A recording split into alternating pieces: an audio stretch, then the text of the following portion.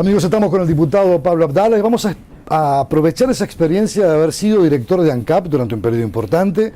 Conoce en detalle lo que es la empresa, sus resortes, cómo se construye la famosa paramétrica a la hora de fijar los precios de los combustibles, los desarrollos empresariales, las inversiones, los costos operativos. Y hoy tenemos un combustible, dicen, muy caro en la región. Hay sectores que piden que el propio ANCAP subsidie, por ejemplo, la creación de una nueva empresa, una aerolínea de bandera nacional para darle viabilidad, ya sea una cooperativa a los extrabajadores u otra formalidad, que se subsidie, por ejemplo, el combustible de Iberia, que aparentemente ha dicho que todavía no ha tomado una decisión de dejar de volar al país, porque el tema de la conectividad es importante. Pero ANCAP se lo pone como el punto de partida. ¿Es justo situar en el debate ANCAP en ese punto? No, yo creo que no es justo sostener que la única causa del fracaso de Pluna, por ejemplo, es el sobrecosto del combustible. Obviamente eso es una simplificación exagerada, o que la falta de competitividad del país para que recalen aquí líneas aéreas internacionales a los efectos de cumplir los servicios de aeronavegación, bueno, se resume también en el hecho de que tenemos combustibles altos. Ahora, si bien eso es así, también es verdad que tenemos combustibles altos. El 40% de sobrecosto que ha invocado Iberia, aparentemente, por lo que se ha sabido estos días, en cuanto a el precio del combustible en el Uruguay, es el mismo argumento que manejaba Leadgate en la etapa de Pluna, porque los combustibles en el Uruguay son altos. No los debe subsidiar ANCAP. Yo creo que pedirle eso a ANCAP es pedirle demasiado. Ahora, el gobierno, la conducción económica del país, debería plantearse el tema seriamente, y creo que así se está manejando a la luz de esta nueva solución que se está arbitrando con los trabajadores y que ha motivado un proyecto de ley que ha llegado al Parlamento. Bueno, evidentemente, para ser competitivos, las compañías aéreas deben acceder, o la nuestra en todo caso, debe acceder a un combustible más barato. Argentina subsidia el combustible de Aerolíneas Argentinas. ¿Y las demás empresas también? Y las demás empresas tienen la posibilidad de comprar combustible más barato, porque nosotros tenemos precios altos con relación a los valores internacionales con carácter general. O sea, no es que sea caro el combustible de aviación, es clara la nafta super, es caro el gasoil. Fíjese usted que, por ejemplo, con Argentina, la paridad de importación, o sea, la alternativa de importar el gasoil de los mercados regionales, cargándole todos los costos, el costo de importación, de internación en el territorio nacional, de depósito, de flete, de ganancia del importador, todos los costos, en boca de expendio el gasoil se podría vender 7 pesos más barato en el Uruguay. No lo digo yo, lo dice la URSEA, los análisis de la URSEA que hacen la comparación entre el precio interno y la paridad de importación. ¿Qué es lo que está pasando? ¿Por qué no se toma la decisión política? Por ejemplo, siempre se ha hablado que el 50% del precio de cualquier combustible son impuestos. Porque están muy grabados los combustibles. O sea, nosotros tenemos costos asociados al combustible indudables, es decir, hay un sobrecosto ANCAP que existió siempre. Yo no digo que eso haya empezado con las administraciones del Frente Amplio.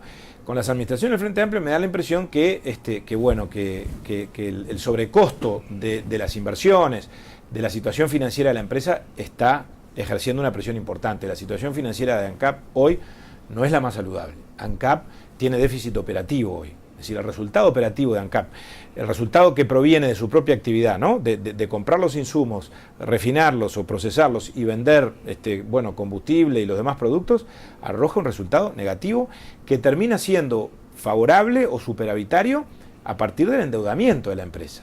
Y la empresa se puede endeudar porque es monopólica y porque además es estatal, tiene el respaldo del Estado. Pero ANCAP no atraviesa hoy su momento más saludable. La deuda de 29 millones de dólares que quedó de Pluna está ejerciendo hoy una presión importante, entre otros pasivos.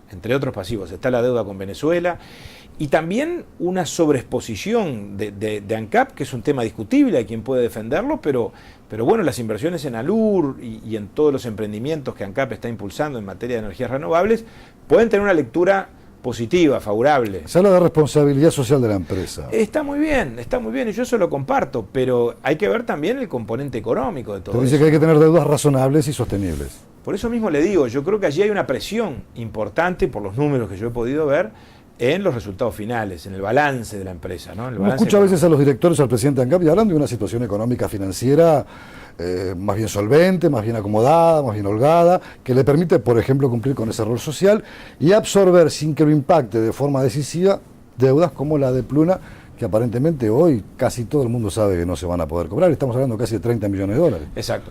Yo entiendo que las autoridades hagan esa lectura, porque obviamente las autoridades tienen que justificar o explicar su actividad, pero mi visión es bastante distinta, francamente le digo. Pensemos que hace 3 o 4 años, en el 2007 concretamente, ANCAP cerró con pérdida, tuvo resultado económico negativo. Yo sé que vivimos años y periodos muy complicados desde el punto de vista de la cotización del precio del petróleo, que llegó a $140. Las inversiones en la refinería. No hay ninguna duda. Ahora, me parece que hay un dato elocuente. Desde el mes de mayo estamos pagando el petróleo por debajo de los costos. Es decir, en el mes de abril fue el último aumento de ANCAP, subió los combustibles justificadamente, porque ahí se justificaba por el precio del petróleo, pero ya en mayo hubo un derrumbe. En los últimos 6 meses de mayo a octubre, el promedio de la cotización del petróleo fue de $107 por barril. Tengo claros los números porque he hecho reiterados planteos que he hecho llegar a la empresa y al Ministerio de Industria. La referencia de ANCAP es 119, o sea, estamos $12 por debajo del costo del combustible que estamos pagando. ¿Eso de alguna manera podría equiparar esas cuentas o esas deudas que ANCAP tiene? ¿Ese margen? Yo creo que con creces. ¿Cómo será la cosa que recién ahora algunas de las autoridades del directorio o el presidente o el vicepresidente, no recuerdo bien, manejaron la posibilidad de que en diciembre van a estudiar una rebaja de los combustibles? A mi juicio debió producirse mucho antes. Tanto es así que desde el propio Ministerio de Industria, no solo desde la oposición. El mes pasado, el ministro Kramerman, que es un hombre muy serio, planteó formalmente que era momento de que ANCAP avanzara en una rebaja de los combustibles, que sería beneficiosa para los consumidores, para la producción, para los servicios, para la competitividad para la lucha contra la inflación. Y para la lucha contra la inflación, obviamente, sin duda, que vaya si ahí tenemos un problema complicado que el gobierno lo tiene muy angustiado porque ya estamos pisando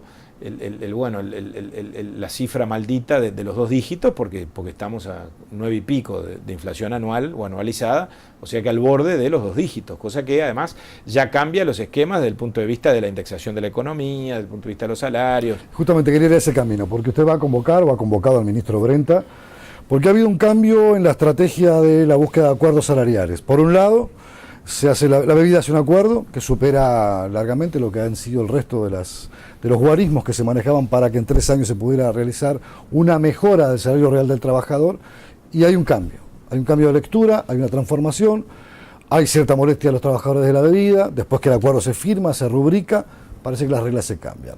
¿Cuál es su lectura de ese tema y por qué la necesidad de que Brenta explique? Mire, yo creo que hay una lectura política en el buen sentido del término, en el sentido elevado del término, que es ineludible. Me parece que ha habido un cambio de paradigma, diría yo.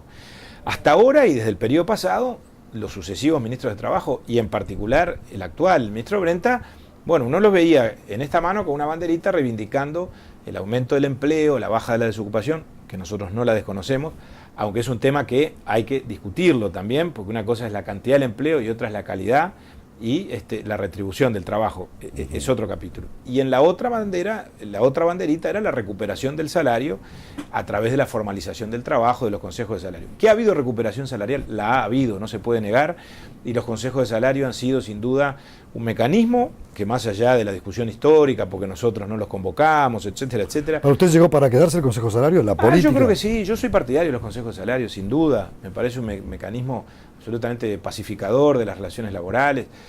Por supuesto hay que administrarlos bien y hay que construir buenas relaciones laborales de contexto para que después la negociación salarial se encamine adecuadamente. Ahora, cuando el gobierno, después de haber sostenido esto durante tanto tiempo, cambian las condiciones macroeconómicas o empieza a complicarse el panorama y por lo tanto postula la subordinación del salario y de los acuerdos salariales entre trabajadores y empresarios a la cuestión de la inflación, a la programación económica, a las razones de política económica, bueno, entonces hay una contradicción histórica en el discurso de quienes están gobernando. ¿A su juicio hubo falta de previsibilidad? ¿Se pensó que la inflación no se iba a disparar de la forma en la que se disparó? ¿No hubo una visión de control, de cuidado?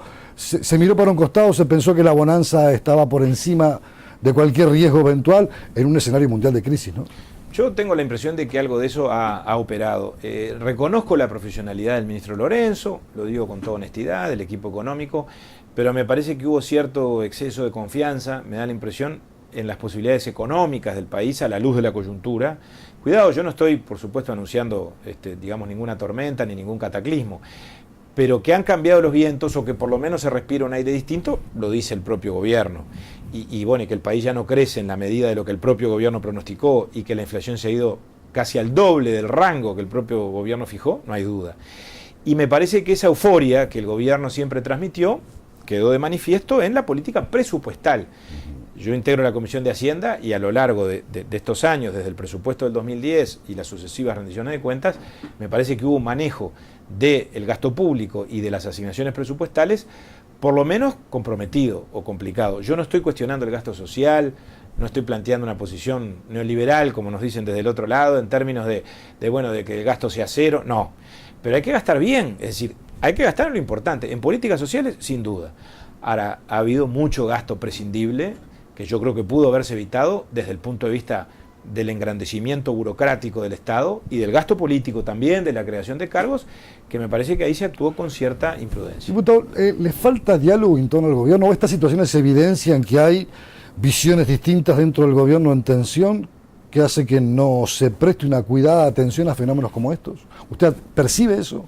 Yo creo que hay la conducción económica del gobierno y del país en este momento parecería tener dos cabezas, francamente lo digo. El ministro de Economía es un hombre, por supuesto, con peso específico, es una autoridad en materia económica, pero es notorio que en el propio gobierno tiene un contrapeso que es el pseudo equipo económico o el segundo equipo económico, como se lo quiera llamar, que parece estar, digamos, enquistado en la Oficina de Planeamiento y Presupuesto. O en la Torre Ejecutiva, le iba a decir yo. O en la Torre Ejecutiva, exactamente. Yo creo que allí claramente hay una especie de competencia o de visiones que no siempre son totalmente coincidentes.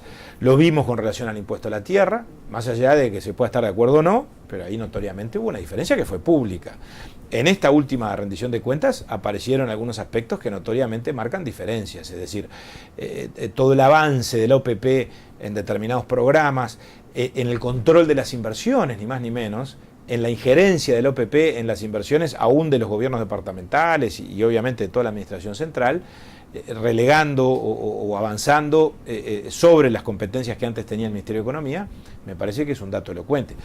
Hace pocas semanas surgió, y yo se lo pregunté al director de OPP en la Comisión de Hacienda y no me contestó, eludió la respuesta, surgió una diferencia con relación a la política tributaria, en cuanto a la propuesta de Frugoni, que es notorio que ellos la defienden, de aumentar la tasa del IRAE, que se llama ahora, el impuesto a la renta que pagan los empresarios, que hoy es un 25%, lo quieren llevar al 30%. Claramente, el Ministerio de Economía no está de acuerdo con eso. Quiere mantener la tasa que quedó establecida en ocasión de la reforma tributaria. O sea, que hay visiones distintas y que hay énfasis diferentes, me parece claro, y eso por supuesto no es lo mejor. Diputado, ha sido un verdadero gusto conversar con usted, no será la última vez que estaremos aquí dialogando. Depende de ustedes, yo estoy a las órdenes. Nosotros con mucho gusto siempre tendremos este espacio abierto, como lo hacemos con todos, pero sobre todo en temas tan importantes como estos, sobre algunos que, como bien usted decía al principio, esta campaña para recolectar adhesiones, para que el pueblo se pronuncie sobre una ley como la interrupción voluntaria del embarazo, es un punto clave. Queríamos tenerlo a usted, que ha sido un poco la cabeza visible de ese movimiento, como un referente para poder conocer sus reflexiones, sus razones y los motivos que lo han llevado a encolumnar este movimiento. Muchas gracias por su gentileza. Muchas gracias a ustedes, ha sido un gusto conversar todo este rato. Amigos, hasta aquí el reportaje de la semana, nos estaremos encontrando en 7 días. Usted está viendo TVUY.com, el canal uruguayo diseñado para Internet.